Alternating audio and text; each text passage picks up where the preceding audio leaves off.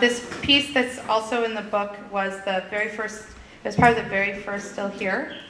And I wrote it as sort of like a, well, you'll see like a mapping of where I've been and where I am, and also the sentiment and intention behind Still Here, San Francisco. 1. A map has a language you must learn to read.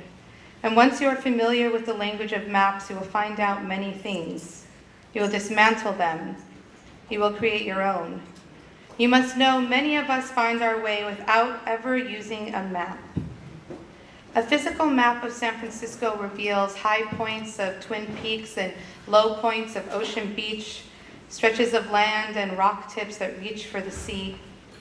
Cultural maps reveal human-made features, movie theaters and museums, hospitals and highways, rainbow flags and bathhouses, glass buildings and boundaries. A boundary, like heartbreak, is a people-made thing. A map will have symbols and information to make it easier to understand. Everything will be a certain distance and direction from a starting point.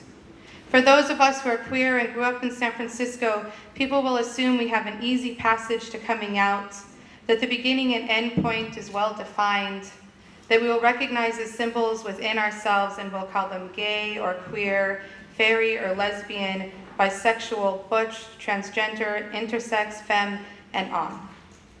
From the start, we were shown what's expected of us.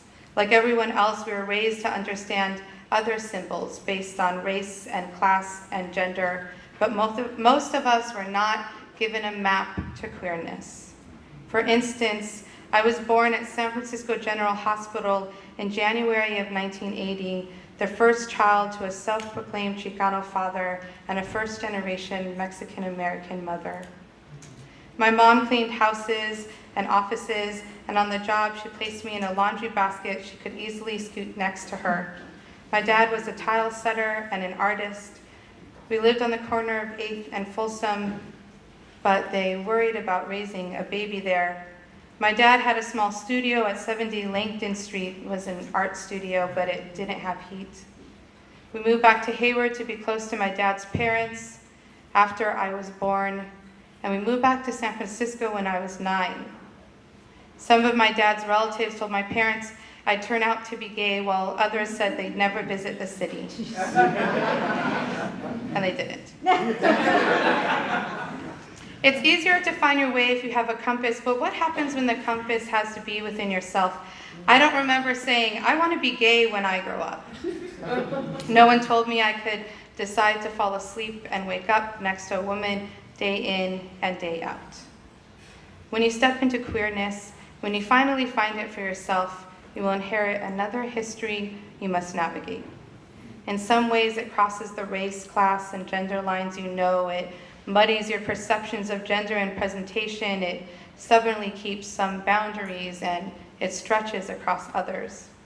For instance, when I look back upon the images of gay men on the B5 AIDS ward of San Francisco General in the 80s, not far from where and when I was born, how they were set aside there because they couldn't get adequate care otherwise, how the nurses were there not to save lives, but to witness death, insisting they would work nowhere else. A part of me reaches out, claims them, and adds them to my map. 2.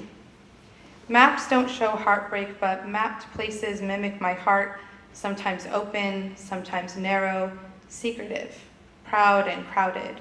Hold out your hand and make a fist. This is the same size as your heart when you were a child. Hold out both hands and make 2 fists. These fists are the same size as your heart now. In the pre-morning hours of November 1997, my dad died of a sudden heart attack in the hardware store where he worked. His coworkers brought my sisters and me to view his body. I did everything I could to memorize his skin, still with color, the slight wave of his black hair. His shirt, cut by paramedics, rested alongside his torso like a set of folded terry cotton wings.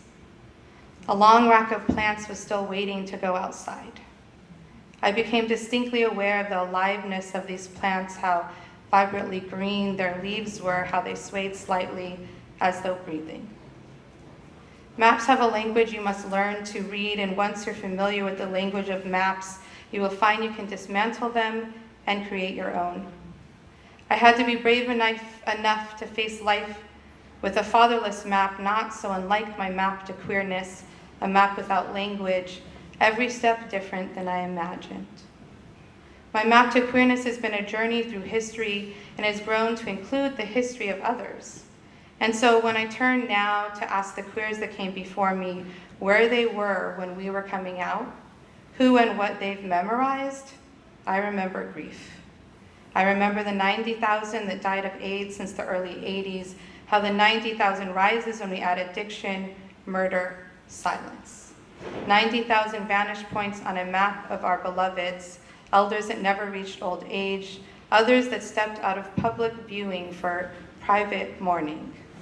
You are like the plants waiting to go into the sunlight in the pre-morning hours of the hardware store. You are my map to follow, to join, to hold, and to ask, what happened? Stand up and tell your stories so that I can memorize the taste of your lover's wet kisses, the bravery of your red heels next to boots and tennis shoes, your marches in the streets, your lives laden with activism, your silence, your sacrifice, the path that made you daring. Teach me the language of your map and rise, rise, rise, rise, rise.